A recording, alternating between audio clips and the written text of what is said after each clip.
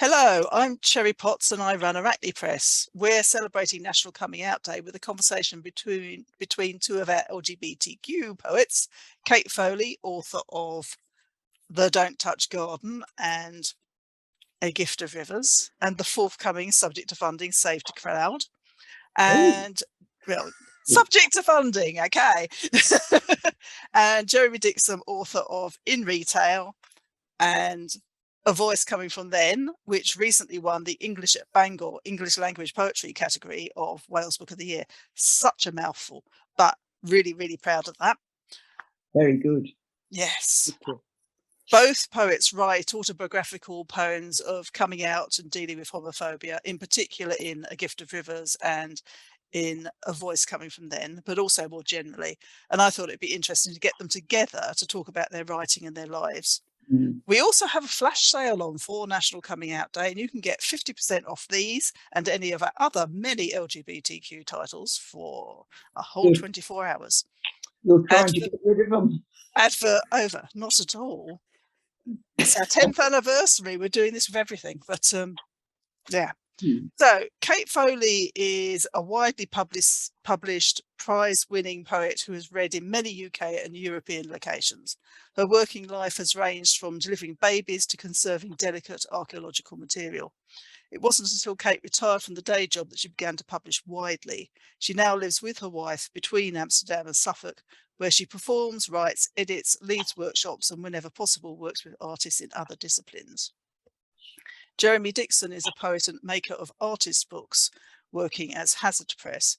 He was born in Essex and moved to the Vale of Glamorgan as a teenager, living there for over 45 years. Does that make you 60, Jeremy? 58. 58, all right, so yeah, nearly, yeah. But a little. Yes. A bit of leeway. Yes. Babe in arms, really. His poetry has appeared in many, many print and online magazines, and we've published his work repeatedly in our anthologies before getting in depth with the collections. So, who wants to go first? Go on, Jeremy. Asking a question. Ask a question, yes. Okay. Well, I have to say, I love Kate's books. I have two of them here. And I don't know if you remember this, Kate, but first time I met you was it was at the launch of The Other Side of Sleep. Yeah, The Other Side of Sleep. Yeah. Oh, right. And you were in this amazing velvet kind of cloak, and you had a stick, and I thought, that's a poet. Even when I just saw you from the other side of the room. And so I really love your work, and I love your reading style as well. So I was just going to ask you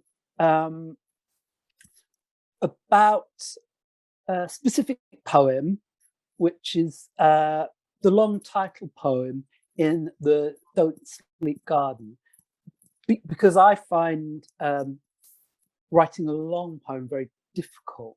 And what I like about that poem is how you interweave all these different memories and voices and registers, and it all kind of combines into a whole. So I just wondered if you could talk a bit about that process. And yes, I don't really know what to say about it because I haven't really analysed how I do it. I mean, something drifts into my mind and I think, oh, and if it's worth it, and if I happen to have my notebook in my pocket, I write it down and it grows from there.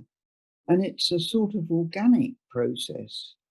I don't think about shape or form or anything like that until I really started. And then the subject matter more or less tells me what the form ought to be. Right. I think that, I mean, both of us have got big issues in our lives, one of them being that we're gay.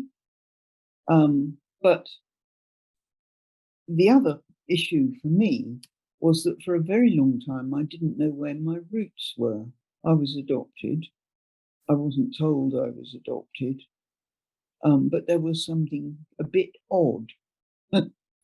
So, I mean, I think the Don't Touch Garden probably sprang from that. I knew by the time I wrote the poem, I think, that, you know, as much as I could know about my past. And I think it helped me to bring together all the memories of childhood and war and other things that have gone into the poem. Does that, I mean, it doesn't help the bit of your question that says that you have problems writing a long poem, but yeah, I don't mind. I don't mind not writing long poems, but I always kind of admire other poets that do, because I find it very hard to contain an idea over a number of pages. Right. And what I liked was how in that poem you've got a lot of different things going on, but they kind of work back to that theme of adoption and difference and finding out these different aspects of life, really, which I suppose is kind of it's almost a metaphor for coming out as well, isn't it? It's kind of yes understand where you're coming from, how that affects your future.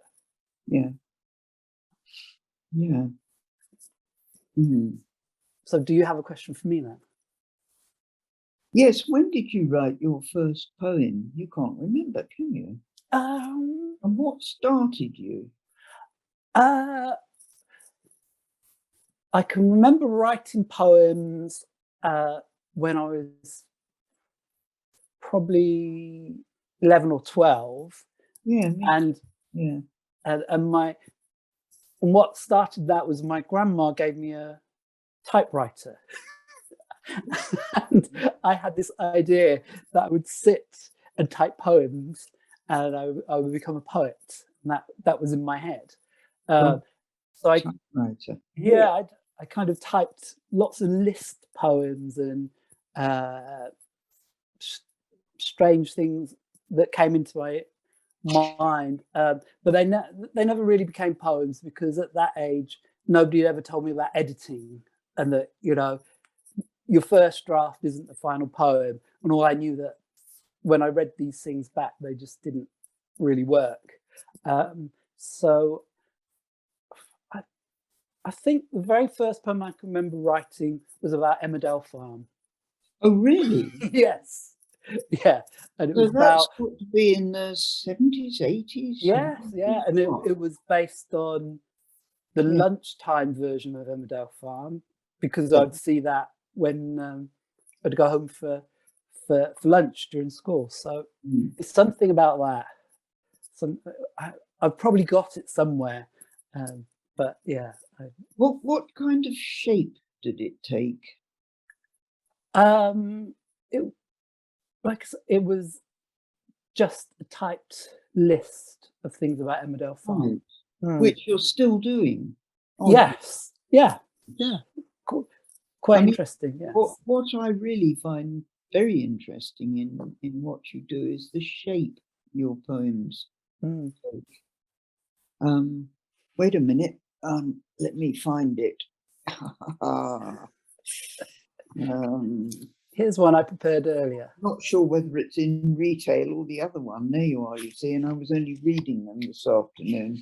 But there's a poem in there, and it's written on both sides of the page, and it's like a pair of wings. Oh, yes. Yeah. That is Tobias and the Angel. That one. That's right. Yes. Yeah. Well, I think going back to what I was saying earlier about the typewriting, that I've always had an interest in text. Then I had a career in graphic design, So I Ah, have an understanding of desktop publishing. yes. And for me, I really think that the form of the poem can be intrinsic to the actual content of the Yeah, poem. absolutely. And with that particular poem, it was an elegy for the artist Richard Davis, and also it was about my father at the time. He was still alive, but now he died last year, so it's become a kind of elegy for him. Mm. And because it was, the title was Tobias and the Angel. Originally, I had it just in 2 columns, and then I thought, oh, just by tweaking the percentage of the line angle, What is that? it could become, yes, like wings. Other people have said it looks like the open leaves of a book, and yes, so that kind of interest in layout probably goes back very early, I think, because I think there's so much possibilities with poetry and how it's presented that it doesn't have to be the same all the way through. Everything range left. And I find that actually very interesting and rather adventurous. Never had. But again, I think that comes from my background in graphics and putting books together, and just playing around with the design of a poster or font size in a catalogue. It relates over to poetry as well, and of course there's a whole concrete poetry movement as well, where the actual shape of the words is as important as the meaning of them. So that's something that's in the back of my head as well. And also because Cherry's so great at just letting me do what I want to do in a way.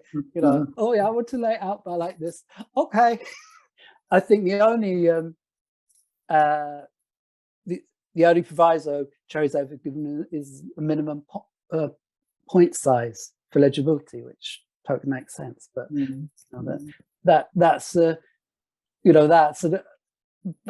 another aspect of publishing with Arachne that I feel really lucky to have it. Really, I think it's fascinating that for you the shape is as important as the meaning. I'm not sure it's like that for me. I think it partly is, but I don't have such a clear idea of what you can do with the shape, unfortunately. I mean, I think, well, your winged poem is lovely, both in meaning and in shape. Yes, well, with that one, it works because it's that poem, and I wouldn't advocate it for every poem I write, or it has to be laid out in a specific way for the sake of it. But I think when you can do something else, for example, in A Voice Coming From Then, I wanted all the poems to be in couplets, just 2-line stanzas, as a way of kind of controlling the emotion, that people aren't going to be surprised by a different kind of form of poetry, because I wanted it to actually help contain some of the emotion. So that was a conscious decision, and it's not about making every poem different, but it's sticking to that format through the whole book, and even the Tobias and the Angel are still in couplets, but they're just slightly at an angle to each other. But then you see, I think it is reflected in your poems a way, because it might not be so much the visual form of them, but it's how they flow and where you have your line breaks. And for example, you don't always keep like the same length stanzas. You have double line spaces between some stanzas, not the others. Down again. Yeah. And to me that seems like it's an emotional response on you on how the poem should look. Yes, I think it's true that there is a connection in the form of any poem and the content and how you feel. Otherwise, it doesn't work out, does it? No. I mean, it's just chords. Yeah. I mean bollocks, don't I? Yes. But Jeremy, I don't know who's meant to be asking who what, but I feel I've got to ask you, your paracetamol poems are extremely rending, to say the least. Right. And that must be part of your whole being, as it were, as a gay person, is it? I mean, I think growing up queer, growing up different, everybody's going to have things that happened in their past that are quite traumatic. I think it's kind of. I'm not saying it's only queer people but there is a definite kind of understanding of a kind of collective things that we go through as you're growing up and trying to find yourself. So for me, it was really important with the collection that deals with a teenage suicide attempt. I knew I had to have some poems in there that addressed it kind of head on, really. And head on. but again, still in a contained way. I didn't want it to be an accusatory of anyone. I want to try and keep it as matter of fact as possible. Yeah. To again not to. Yes, you didn't wallow at all. No, not. And also, also because suicide and suicide survival and young suicide attempts is so prevalent in the queer community. I wanted it to be in there as well so other people could recognize it, but not so much that it would be so personal to me that it would take other, that other people would not feel, it wouldn't feel part of their experience. So I was trying to have a sort of balancing act with that between what actually happened and keeping open enough for other people to have an understanding. And they were probably the most difficult ones to read, to write.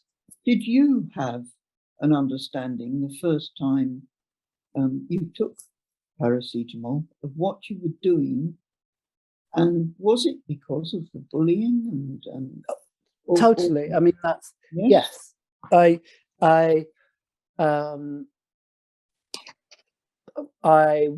wanted to die, basically, and that I was 15, and I just wanted it to stop, and so it was intentional. It wasn't the cry for help. I was just very lucky, as some of the poems described. I actually threw up, and by throwing up, it kind of saved me. So it had to be in the book because that for me that was it. that's been a moment of my life that has shaped me for a long time afterwards. And writing the poetry about it has helped me understand myself and what was going on. Writing the poetry meant I had to research poetry, research suicide, teenage suicide. It's a terrible list you provide of, you know, all the people who've done it. Yes. Well, again, it's so, I think it's really important as a topic to be discussed and talked about, that people who have died through suicide are remembered, and kind of that it's the book is a kind of remembrance for myself, but is for other people as well. And because it is such a kind of universal, so it's important those poems are in there, and they were the hardest ones to write, I suppose. Yeah, they were, and but I don't feel they exist in the book to kind of explain as well the rest of the poems, I suppose. So, yeah. Well, it fits. Yeah, and in the same way that, like, you coming to terms with your adoption has influenced your book, isn't it? Especially, is it the Don't Touch Garden that? Yes. So how did you find that helped writing that book, or did it help all? I don't know. It's a question I don't really find it possible to answer. The other one, Agor, you know, A Gift of Rivers, which was much more specifically about being gay. Do we talk about being gay now, or do we talk about, is it, I mean, in the old days, it was only proper to say you were a lesbian if you were. You couldn't say you were gay or queer because that was men. Well, I think it's got to a stage where you're allowed to choose how you describe yourself. I would describe myself as a gay man, but as part of the queer community. You know, it's like I haven't thought about it. No. Well, I for me, queer represents an inclusive aspect of it. It also includes the kind of the very older meanings of the word of strange and different and shaking things up and kind of existing outside of heteronormativity, which I kind of. Do you think it does make us interesting? Yeah. Well, I think we're all individuals and we all have our own paths through life, and we, you know, everybody's interesting in their own way, I would suggest. But I think queerness has been unrepresented in lots of ways, and I think it's very exciting at this time where we can bring those different stories to light, really, different poetries, and in a way that people weren't allowed to express themselves in the past. It had to be kind of coded or hidden. Yes, it was different, but it seems so long. Well, it is long ago to me. I mean, one of the poems that long poems that I wrote is in, wait a minute, I think, A Gift of Rivers. I'm not sure I can remember now. And it was about the gateways, which I think is long gone, and how we all used to get into our uniform, as it were, because you had to be dressed properly to be a proper lesbian. Right. And it wasn't something that there was definitely a gap between knowing who you were and letting other people know who you were. Yeah. Yeah. Whereas now, I don't give a flying fuck. I don't. Who knows? Who doesn't? No. I mean, it's just become. I've lived long enough that it's a part of me. And tough buttons. If people don't like it, they have to do the other thing. Yeah, exactly. I mean, also, I feel it's kind of slightly intrinsic on myself to be open about my sexuality and how I feel about that, because there's a whole generation of writers and poets that were lost to AIDS, and yes. There are people that should be here my age that aren't.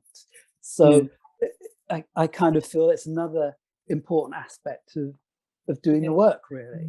Yes. It's to say, these people should have been here. They'd have been creating. There would have been a queer renaissance earlier on in literature if these people had still been around. I honestly believe that. So I think it's. I think that's interesting. I sometimes wish I felt more like that, but I don't. I think what I mean is that it's so much a part of who I am that it's become so integral that I don't need to.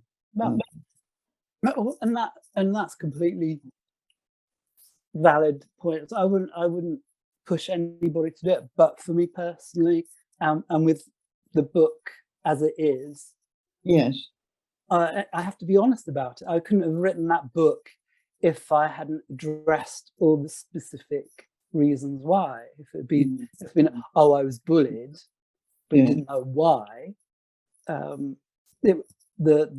rest wouldn't come. And I think that's perhaps what people had to do in the past. They might have said they had to, these things happened to me, but you couldn't say it was because they were gay. Yes. And so there was a code and there was things lost. And I'm happy to be writing now, really. Yes, so am I. Now and again. I was going to ask you about one of your poems in A Gift from Rivers, and it's Wives. Oh, Wives, that one. Well, for me, that's a very touching poem. Really?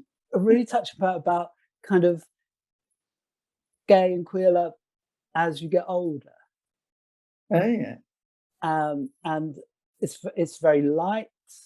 It's very descriptive. I just wondered if there's anything you could say about the process of putting that together.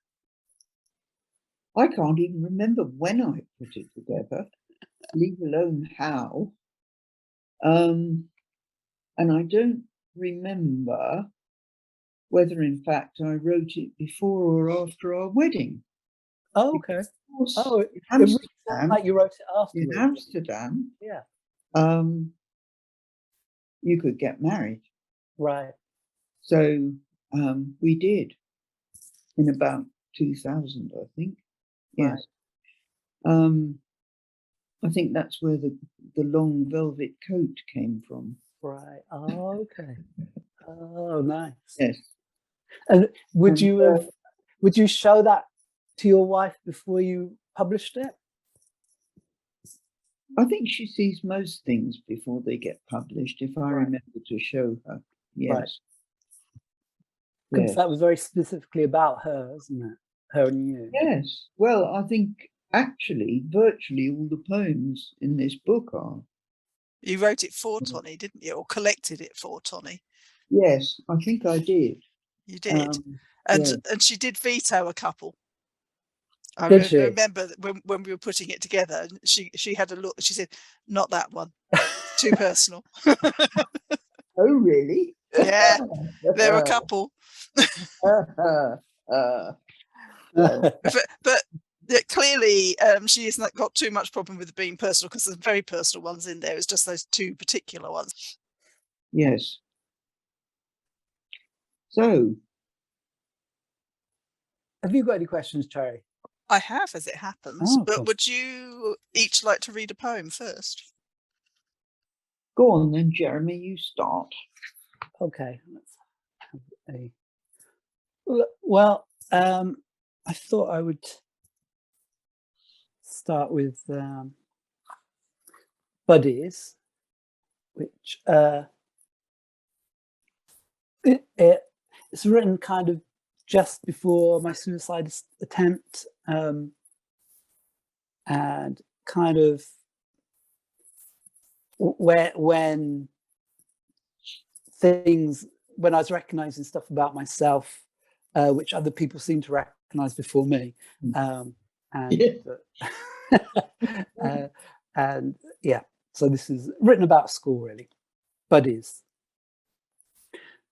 You're playing choke games at lunchtime, holding your breath with Tim behind, hugging your chest until you slump to the floor. Someone says your mouth was twitching. The one out longest should be unbeatable. We surround you at the top of the quad's concrete steps, the safety of home, one push away. And that was first published by Butcher's Dog magazine. And it was kind of one of the poems, them publishing it gave me confidence in kind of writing the rest of the poems, really, I suppose. Yes, good. Was that one of your earliest then? Earliest in the writing of The Voice Coming From Them. Yeah. So what are you going to read? I will read from The Don't Touch Garden. I've been thinking while we've been talking and thinking about the origin of these two books. And I suppose they're very gay biased, if you like, or in my case, if you want to be politically correct, lesbian biased, because Cherry publishes a lot of gay things. And that's what she was after from me. I think my other books are probably much more, I don't know, they're much more. I mean, there's this thread running through, but they are about different things. And certainly my next book, if she gets around to publishing it, will be very heavily biased towards climate change and the environment and that kind of thing. Yeah. Which is what I've moved on to, I think. Well, it's about being able to choose what goes in, isn't it, really? Yes. And I chose this one today because I was looking for a kind of progression through life in a way. And this is about finding out who you are. Right. Sometimes I feel another face. Known, but unknown. Settling on me like light rain. I'm tempted to wear it, to choose, not as I was chosen, a random button from my mother's button box, though each one had its story, a scrap of old cloth dangling from the shank. My mother murdered cabbage. It died with a yelp in the pot. My in memoriam for her smells of crushed red pepper, slightly charred, sweet garlic, and sexy golden lick of olive oil, soft as lamplight. Can I swear to kill no more vegetables? Leave out soda and scarifying salt? Unpick the sampler edged with piggy little Brussels sprouts, white sugar, iron pie crusts, tea to trot a mouse on? Ignore the pokerwork pluck, interacting, I can't read it, Bisto, tinned marrow fat peas, and yet be a daughter? Worse, none of my china will match, and I shall go to bed naked every night, snug in the duvet of a lover's breast, who is not of my tribe. I will trace her face in the separate dark, and afterwards mine, growing at last its own trembling possibility of nakedness. Lovely, lovely. Yes, I think very sensual your poetry, isn't it? Yeah, I suppose it is. Yes. Mm. There's a lot of touch and smells and yes. Yeah. And I've noticed, particularly in relation to, COVID and the last couple of years, that now we're allowed out, I see so much more than I did. Mm. I mean, my eyes are worse, but I see. You see more. I look and I see. Wonderful. Yeah. And a lot of that, I think, has always gone into my poetry, I hope. And maybe if I ever get to write anymore, it will again. Yeah. Yeah. But you're still writing though, aren't you? Off and on. Right. Do you have a do you have a routine, or does it? No. Do you? No. I have I thought I was going to be writing the poems I've been written since A Voice Coming From Them has been published. A lot of them have been quite upbeat, I suppose, about going out and dancing and discos and stuff like this. So I thought it was all going to be very kind of pop culture type poems. But now the landscape is coming in as well. Yes, a bit like you. It's making its way into the poems, and so the poems are changing as well, which is very interesting. And I wonder if it's the same thing. Yes, we're going out, we're seeing more. I'm by the coast, and you can see, you can see that how the landscape is changing, and it's very interesting and very sad in many respects.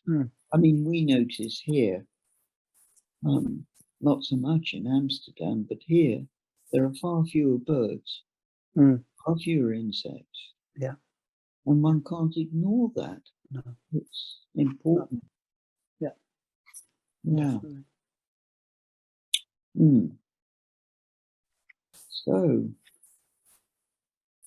So have you got a poem? Have you got a question, Cherry? I never have a poem. You can be lucky. Over to Cherry for her poem now. Yeah, I have had one poem published ever. Okay, so my key question is, how does writing about the past affect your future? For either or both of you. Affect your future? Yeah. Did you say? I did. I don't know that it does. I'd like to know. I mean, writing about the past perhaps integrates it a bit and makes it, as it were, a thread rather than a bundle of bits. But when you think about threads, even the thinnest of threads is woven and has more than one strand. And maybe that's what writing poetry does. It makes a woven strand out of the past. And perhaps when you look at it, feel it, run your fingers along it, it tells you things that you perhaps hadn't realized in the past. But you know, I've got rather a lot of past now at 84. Come on.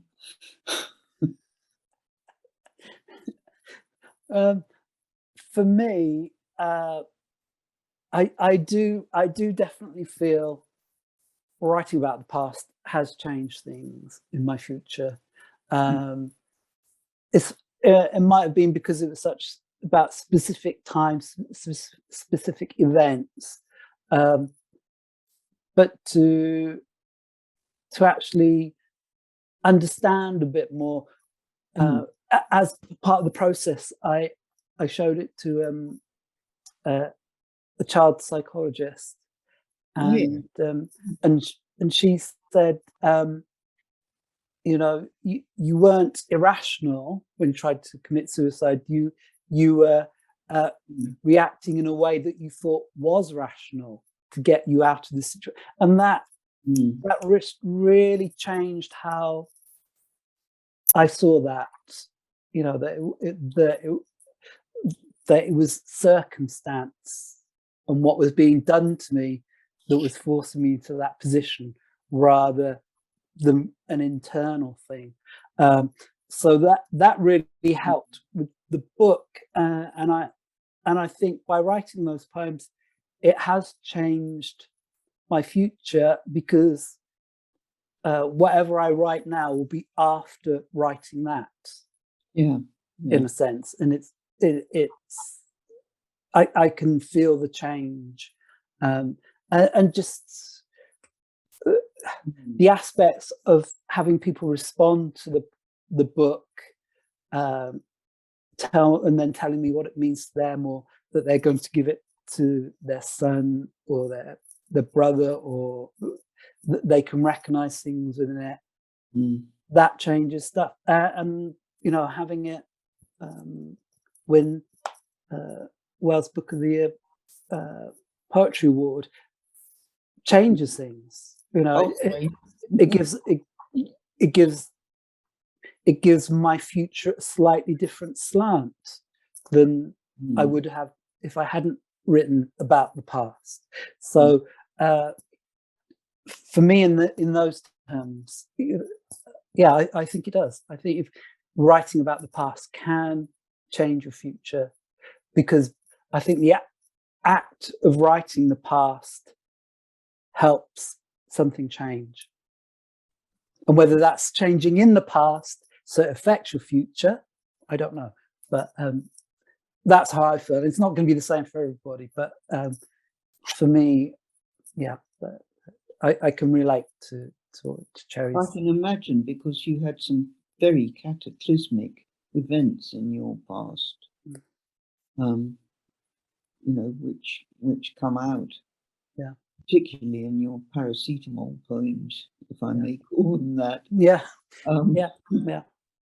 And I mean, that was, and the bullying that you you suffered must have been hugely formative in some ways, and it's a good thing to be able to look back, distance, shape in the way that you shape your poems. Yes, it's like you can almost see the shape of the past by that understanding, and you know, the just kind of the long-term effects of bullying. And you know, you don't have to be queer to be bullied. You know, lots of people go through that, and that's you know, thank goodness I didn't have social media when I was growing up. I think that's going to be so appalling for so many people. Mm. It's a different form of bullying that you don't get away from in a sense. Or so yes, an understanding of that is can't help but have an effect on how you progress in the future, I suppose. Okay. Do either of you have other questions for each other? I don't know how I'm trying to phrase them so that Kate can't go yes or no.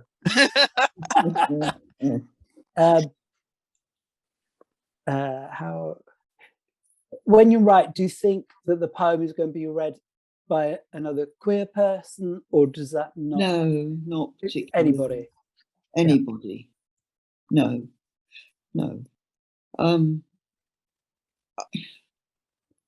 It sounds almost sort of I don't know quite what it sounds, but as if I can't be bothered, but I don't, it's not what I feel. I do understand that poetry in the deepest sense is a form of communication, but I'm not lining up my readers and thinking, well, I hope there's a good percentage of queer ones there. The poem comes out the way the poem comes out, which is not to say that I don't fiddle with it, slash it, burn it, turn it upside down. Of course, we all have to do that with our poetry, but it is itself. And the reader can take it or leave it, I guess. And, thank you, readers who do take it rather than leave it. How do you know a poem's finished? There's a click somewhere. On the page or in your head? Somewhere in here. In your heart? Yes, I think so. Yes. Yes. And of course, having a wife who reads all the poems when I think I've finished them is very helpful, because she says, what do you mean by that? And why did you say that? So would you rewrite based on what she says? There should be a bit more. It is not finished.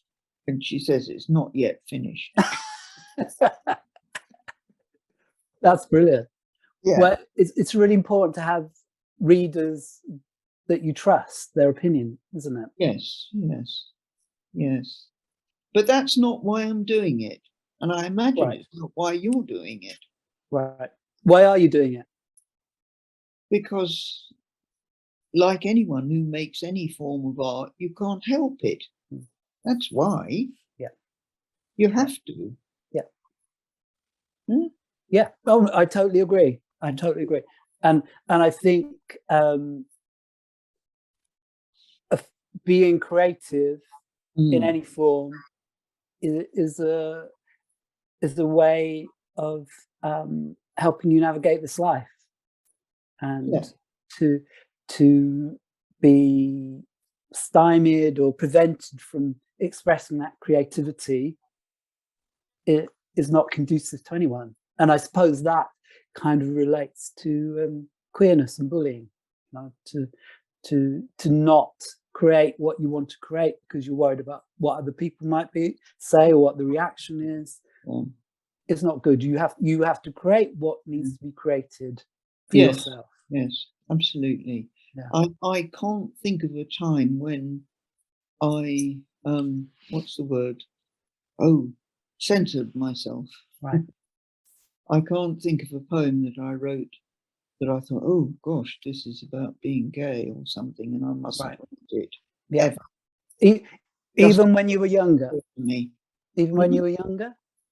Even when you were younger. I'm just thinking, 70s or something. Well, I think different climate. It took me a long time to find out that I was, gay. Right. I mean, I don't know about you, but I grew up, I went to a convent school when I was 11, and my my young life was very much shaped at that point by religion. Right. I've got rid of all that now. Then, Yeah. so you know, there were questions of conscience and things, and also I came from a totally working class family, and we didn't. I mean, I read all the time, but I didn't read very posh things. We didn't get The Guardian. My God, no, not. So I wasn't as politically informed as I became later. I Right. didn't have such a, you know, panoply of things that had to be pulled into poems. Yeah. Yeah. Well, I mean, that's similar to me. You know, we growing up, we wouldn't have had any role models, would we? No one that you could identify with, which I think is a big difference now for younger people and people coming out now. That at least there are other people who can go, oh, well, so and so's doing that. But yeah, I suppose I didn't write more about the subject until I got older, I suppose, to kind of understand it in a way, and your life and all, and what's going on. Yeah. I mean, I think poems are quite often a way for the writer of them, a way into understanding not only your own life, but what's going on in the world. Yeah. And I find that quite important. Yes. Oh, but it's a way of it's a magic, isn't it? It's just a few words in an order, and it becomes something else that's about. It can be about you, it can be about other things, or it can be about you and other things at the same time. And that's why I love poetry. It's that kind of power. I mean, I find it wonderful to wander through an art gallery and to wonder what it is that made the painter choose that particular image for what he or she wanted to say. And it's the same with every form of art. You don't know what the origins were, and you never will. They either speak to you or they don't. Okay, more poems? A section from The Silver Rembrandt, which is a very long poem, Jeremy. And it is about somebody called Lily, who finds she's queer, gay, lesbian, whatever you like. Anyway, falls in love with another woman. And it reminds me very much why I chose this bit about the gateways and what it was like then, in, I suppose, the 70s. Yeah. And the Gateways was a club, wasn't it? Yeah. Yeah. Used to be. I think it's gone now. But anyway, this is from The Silver Rembrandt. She's licking my ear. Slow as cooling molasses in the fag end of Saturday night after the heaving and jumping of Yellow Submarine, the jukebox spools out, Strangers in the Night. Lily feels that tiny, rough wetness sample her ear, watches through half-shut eyes, women bending to women, carnal and rich as the Song of Solomon. She's drunk on her first night of Smithy, the bartender, all muscle and fat and oiled quiff packed into her checked suit. On the women with turned back cuffs, sharp flared jeans. On the rhapsodical raffish noise. On the visiting man with big-haired wig, lipstick and huge high-heeled feet. On the elderly lesbians in lamb's wool sweaters, wearing sensible shoes, holding hands.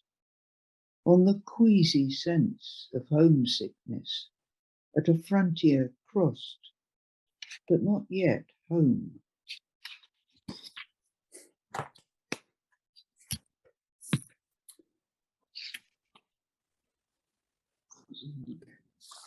Well, I thought I would read Tobias and the Angel as we talked about it. So the poems for the artist Richard Davis, who was born in Cardiff in 1945 and then travelled the world and settled in Paris, where he worked until he died in 1991. And the poem contains quotations from an article in the Chroniques de la Bibliothèque Nationale de France, an article that was written about him. Tobias and the Angel, 1989 to 90, for Richard Davis and for Ian Dixon. Struck in 1986 by the first attacks of the HIV virus, Davis worked more intensely, more and more. You were dead 2 years before we encounter the Musée d'Art Moderne de Troyes, examining your shadowed prints of angels and men, where the angel and the man do not fight. I see my engravings as poems.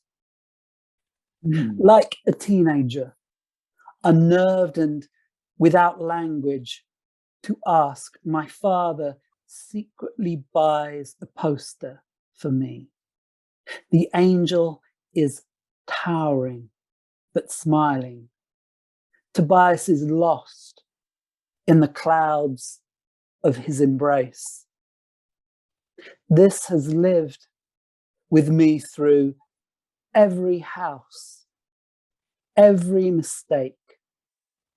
I am staring at you now, more intensely, more and more.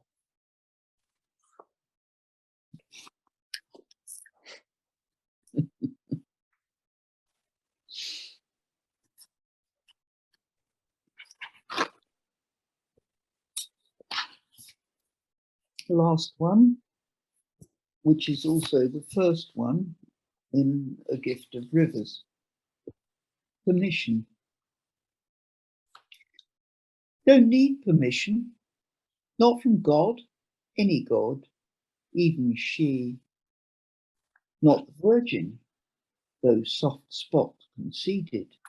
Not the nuns, starched into their icing sugar knickers. You wouldn't want to do something unfresh. Not the dove, who never turned up and the bishop said he would. Not priests, politicians, public opinion, not even mum, though I wished she'd come out and admitted she knew. I don't need permission, only yours, and hardest of all, from a place I never visited before, from me to love you.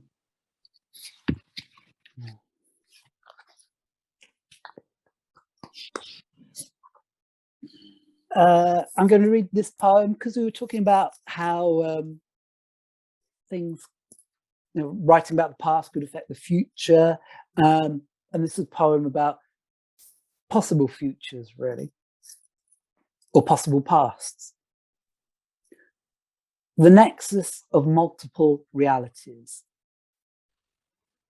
There is a 15-year-old you who grows up in San Francisco, sneaks out late through a fire escape the week following our birthday to watch Sylvester play the War Memorial Opera House.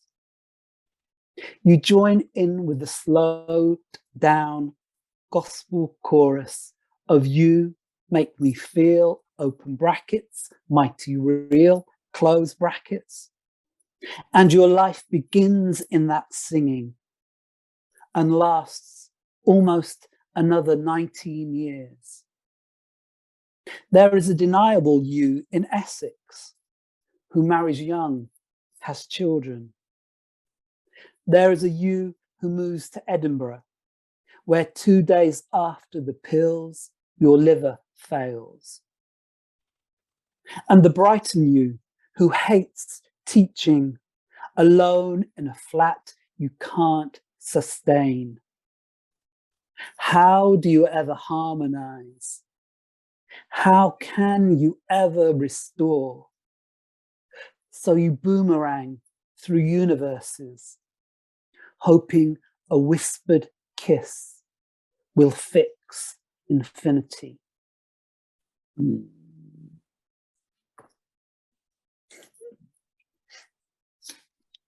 Right, well, thank you both very much. Any final comments before we finish? No, I don't think so. I think we've done that, don't you? It's been fun though, hasn't it, Kate? Yeah. It's been really nice Good. chatting with you. Yeah.